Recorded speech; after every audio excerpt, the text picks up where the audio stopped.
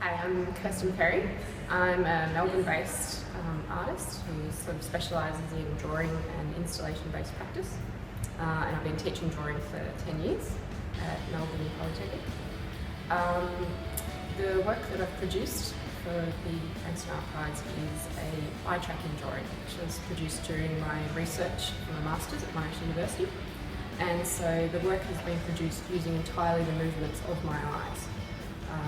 It's a special device, an eye tracker, that I look at an image on a monitor and I'm able to track with my eyes and make an image. So the image is a self-portrait. It has been produced by looking at a photograph of my own face over the duration of an hour, which is a very long time to look at an image of your own face. And the eye tracker is able to calculate exactly the point of my gaze. And because I'm looking at a face, the data builds up in the areas around the eyes, nose and mouth, the sensory sort of regions of the face, and therefore the data in the final image resembles an actual face.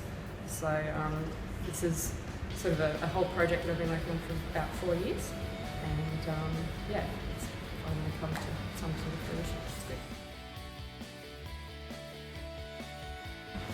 So always in having an idea for a project, it changes throughout the project, of course, which is good because you want your work to develop.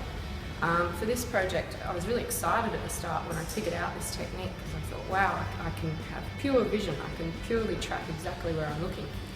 But of course, I knew that I was going to make drawings at the end of this process, so I knew what the outcome was going to be, and I perhaps couldn't help looking at certain sections more or less to make sure that I got a good result. But that said, the device takes 120 samples per second, and over an hour there's no way that you can control exactly where you're looking. After about 30 seconds you get sick of it. So I think I got a fairly accurate idea of exactly where my interests lie within that face, within that image. I'm really inspired by drawing. That's really my passion.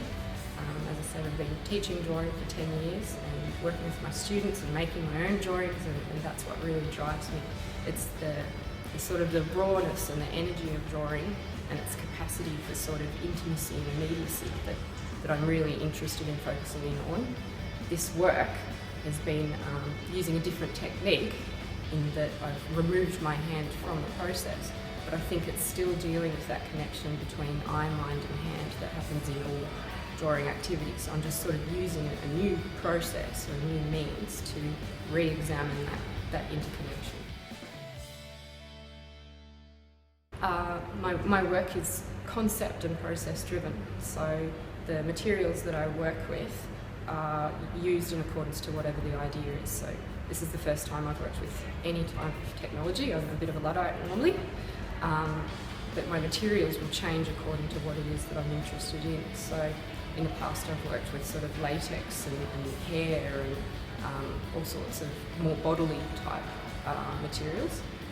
This work is very interesting in process. It is important that I spent an hour looking. It's supposed to have, it's almost like a performance, it's supposed to have this sort of endurance quality to it, physicality to it, and then it took me so long and was so exhausting to make.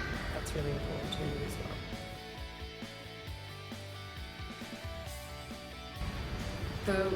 This particular project was over 4 long years, and it has developed substantially in that time.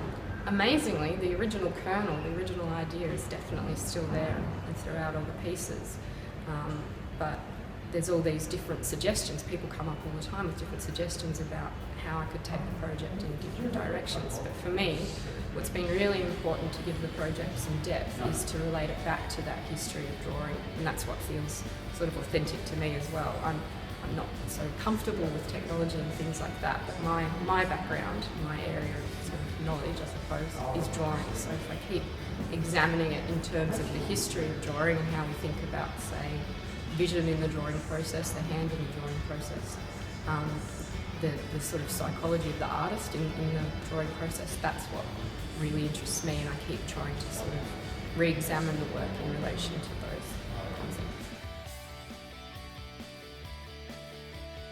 For other artists, I'd say the biggest thing is to just keep making the work.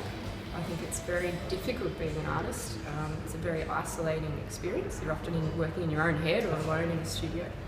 I'm really lucky that I've got very supportive colleagues and students and friends and a very supportive partner that I can talk to about my work. But these sorts of things, going in awards and prizes and things like that, and then when something lovely like this happens and you win one, it really validates what you're doing. So it can give you some structure and a theme, a fantastic theme, movement and art to respond to. So I think that's really important as well, to just sort of keep making the work and sort of set up some sort of structure that you can respond to keep you going.